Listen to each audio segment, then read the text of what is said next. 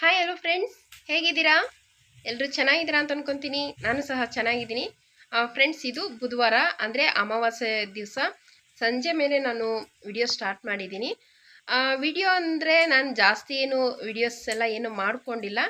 ಯಾಕೆ ಅಂತಂದರೆ ಸ್ವಲ್ಪ ಬೆಳಗ್ಗೆಯಿಂದ ಕೆಲಸ ಜಾಸ್ತಿ ಇರೋದ್ರಿಂದ ನಾನು ಯಾವುದೇ ರೀತಿ ವಿಡಿಯೋಸ್ ಮಾಡಿ ನಿಮ್ಮ ಹತ್ರ ಶೇರ್ ಮಾಡ್ಕೊಳಕ್ಕಾಗಿಲ್ಲ. ಮನೆಯಲ್ಲಿ ಪೂಜೆ ಹಿಂದಿನ ವಿಡಿಯೋದಲ್ಲೆಲ್ಲ ನಾನು ಜಾಸ್ತಿ ಪೂಜೆಗಳದೆಲ್ಲ ಹಾಕಿದ್ದೀನಲ್ವ, ಹಂಗಾಗಿ ಶೇರ್ ಮಾಡ್ಕೊಳಕ್ಕಾಗಿಲ್ಲ. ಹಾಗೆ ಸಿಂಪಲ್ಲಾಗಿ ನಾನು ಮನೆಯಲ್ಲಿ ಯಾವ ರೀತಿ ನಮ್ಮ ಮನೆಯಲ್ಲಿ ಮಹಾಲಯ ಅಮಾವಾಸ್ಯೆ ಮತ್ತು ಈ ನವರಾತ್ರಿದೆಲ್ಲ ಪೂಜೆ ಎಲ್ಲ ನಾವು ಶುರು ಮಾಡಬೇಕಲ್ಲ, ಅದನ್ನೆಲ್ಲ ಯಾವ ರೀತಿ ನಾನು ರೆಡಿ ಮಾಡಿಕೊಂಡು ಪೂಜೆ ಮಾಡಿದ್ದೀನಿ ಸಿಂಪಲ್ಲಾಗಿ ಅನ್ನೋದನ್ನ ನಿಮ್ಮ ಹತ್ರ ಶೇರ್ ಮಾಡ್ಕೊತಾ ಇದ್ದೀನಿ. ನೋಡಿ, ಕರೆಂಟ್ ಇಲ್ಲ ಫ್ರೆಂಡ್ಸ್, ಕರೆಂಟ್ ಹೋಗ್ಬಿಟ್ಟಿದೆ. ಮಳೆ ಬೇರೆ ಬಂತಲ್ಲ, ತುಂಬ ಮಳೆ, ವಿಪರೀತ ಮಳೆ ಅಂತಲೇ ಹೇಳ್ಬೋದು. ಅಷ್ಟು ಮಳೆ ಬಂದಿದೆ.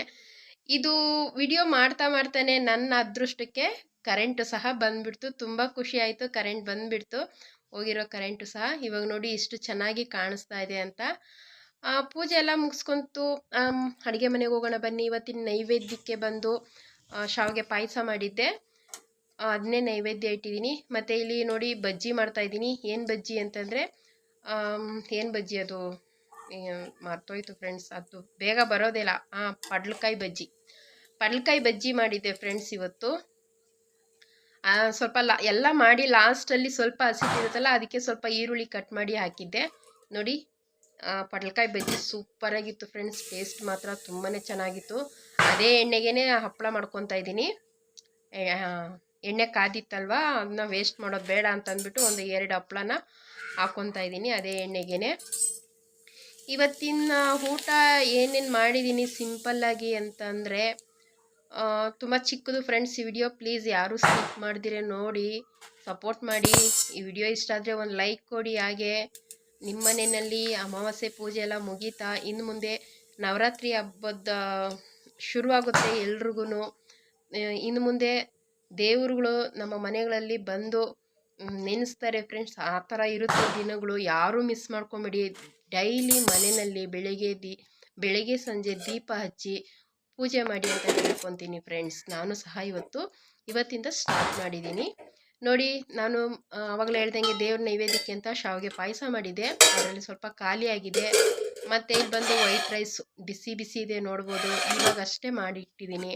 ಮತ್ತು ರಸಮ್ಮು ಸಿಂಪಲ್ಲಾಗಿ ಮಾಡ್ಕೊಂಡಿದ್ದೀನಿ ಇವತ್ತು ಅಡಿಗೆ. ಮತ್ತು ಇದು ರಸಮ್ಮು, ಹಪ್ಪಳ ಮತ್ತು ಬಜ್ಜಿ, ಇದಿಷ್ಟು ಮಾಡ್ಕೊಂಡಿದ್ದೀನಿ. ಬಜ್ಜಿ ಮಾತ್ರ ಸೂಪರ್, ಹೇಳ್ಕೊಳಕ್ಕೆ ಆಗ್ತಾರೆ, ಅಷ್ಟು ಚೆನ್ನಾಗಿತ್ತು ಫ್ರೆಂಡ್ಸ್. ಈ ಬಜ್ಜಿ ಬಂದು ಅದೇನು ಅದ್ರ ಹೆಸರೇ ಮರ್ತೋಗ್ತೀನಿ ನಾನು.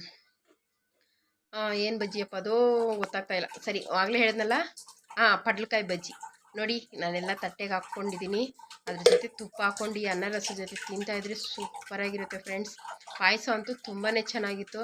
ನನಗೆ ಶುಕ್ರವಾರ ಈ ಥರ ಅಡುಗೆಗಳಂದರೆ ತುಂಬಾ ಇಷ್ಟ ಫ್ರೆಂಡ್ಸ್. ನಿಮಗೂ ಇಷ್ಟ ಆಗುತ್ತೆ ಅಂತ ಅಂದ್ಕೊತೀನಿ. ಇಷ್ಟ ಆದರೆ ಪ್ಲೀಸ್ ಒಂದು ಲೈಕ್ ಕೊಡಿ, ಹಾಗೆ ಕಮೆಂಟ್ ಕೂಡ ಮಾಡಿ. ಯಾರೆಲ್ಲ ಈ ಅಮಾವಾಸ್ಯೆಗೆ ಅಡುಗೆ ಏನು ಮಾಡಿದಿರಿ, ಯಾವ ರೀತಿ ಪೂಜೆ ಮಾಡಿದಿರಿ ಅಂತ ಕಮೆಂಟ್ ಮಾಡ್ತೀರಾ ಅಂತ ಅಂದ್ಕೊಂಡಿದ್ದೀನಿ. ನೋಡಿ, ಇಲ್ಲಿ ನಮ್ಮ ಯಜಮಾನ್ರು ಬ್ಯಾಟಿಂಗ್ ಆಡ್ತಾಯಿದ್ರೆ, ಬನ್ನಿ ಕೇಳೋಣ ಅವ್ರನ್ನ. ಚೆನ್ನಾಗೈತೇನೆ ಅವ್ರದ್ದು ವಾಯ್ಸೇ ಇಲ್ಲ ಫ್ರೆಂಡ್ಸ್. ಓಕೆ ಫ್ರೆಂಡ್ಸ್, ಈ ವಿಡಿಯೋನ ಹಿಂಗೆ ಎಂಡ್ ಮಾಡ್ತಾಯಿದ್ದೀನಿ. Thank you so much video